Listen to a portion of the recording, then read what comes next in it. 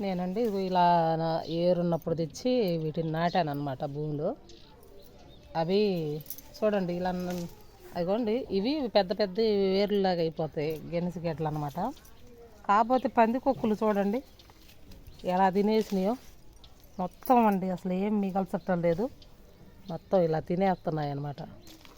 ఇంకోండి గడ్డలు ఇదంతా పీకేసాను, ఎందుకు లేమని చెప్పేసి. ఇదిగోండి ఇదంతా చూడండి ఎంత ఉందో, చాలా ఉందన్నమాట. మీరు అందరు చూడండి, ఇది చాలా ప్లేస్ అయితే ఆక్రమించేసింది కదండి.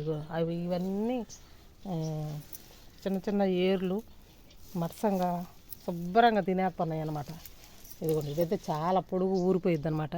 ఇదండి చూడండి ఎంత పొడుగు ఊరిపోయిద్దో. స్థలం చాలా తీసుకుంటుందండి. ఇక్కడ ఏదన్నా చిన్న వేరున్నా సరే వచ్చేస్తాయి శుభ్రంగా. ఇదంతా పీకాను అనమాట. ఇదంతా ఈ ఎర్రయన్నీ ఇవేనండి ఊరిపోతాయి.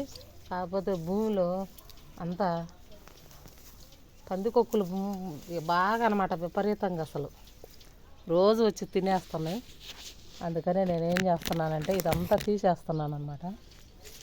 ఏదన్నా గేదెలకి వేస్తే చక్కగా తినేస్తాయి మేతలాగా. ఇదండి ఈరోజు. కాకపోతే తీసిన గడ్డలు 4 ఇదిగోండి. ఇప్పుడు ఈ వేరు ఉందనుకోండి, ఇదే బతికేసిద్ది, మనతో పని లేదనమాట. మళ్ళీ జర్మనీజ్ అవుద్ది అనమాట శుభ్రంగా. చూస్తున్నారు కదా, ఇదండి. కాకపోతే ఇవన్నీ చాలా తక్కువ వచ్చినాయండి. గడ్డలు అయితే బాగా ఊరిపోయినాయి, కానీ ఇదిగోండి ఎన్ని తినేసినాయి అసలు. పడ్డంటే మొత్తం సంగ శుభ్రంగా. ఇది ఒక కాడ అనమాట, అంతా తినేసినాయి. ఎక్కడన్నా చిన్న వేరున్నా సరే మళ్ళీ నెక్స్ట్ వచ్చేస్తుంది. అవి ఎన్ని అయినాయండి, ఒక 1/2 కేజీ అయినాయి. మీకు కూడా చూపిస్తారండి. హాయ్ అండి, అందరికీ నమస్తే. ఎలా ఉన్నారు మీరందరూ? వెల్కమ్ టు అమ్మమ్మ గారి ఇల్లు. ఇవైతే మీకు అందరికీ అర్థమవుతూనే ఉన్నాయి కదండి. ఇవి నేనేం చేశానంటే దాదాపు 5-6 నెలలు అవుతుందనమాట. ఒక చిన్న ఏరు మొక్క తెచ్చి భూమిలో అయితే నాటాను. నాటిన తర్వాత అవి ఏం చేసినాయి అంటే బాగానే చెట్టు అంతా బాగా ఎక్కువైపోయిందండి. చాలా బాగా చెట్టు మొత్తం గ్రో అయితే అయిందనమాట. కాకపోతే ఈ మధ్యకాలంలో పందికొక్కులు అదంతా తోడేస్తున్నాయండి. తోడేస్తుంటే నేను వెళ్ళి చూశాను, ఏందబ్బా ఇట్లా అయిపోయిందని.